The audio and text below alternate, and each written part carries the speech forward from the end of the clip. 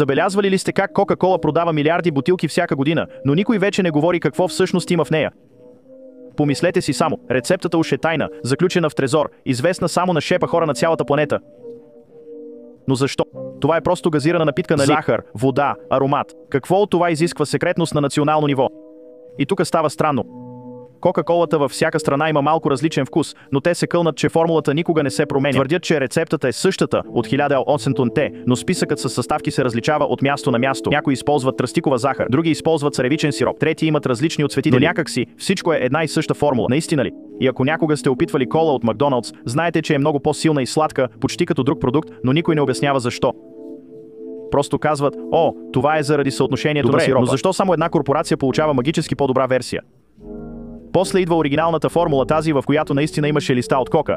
Казват, че са премахнали активната съставка, но никой извън компанията не знае с какво са я заменили. А единственото предприятие в САЩ с право да внася легално листа от кока е в пряко партньорство с Кока-Кола.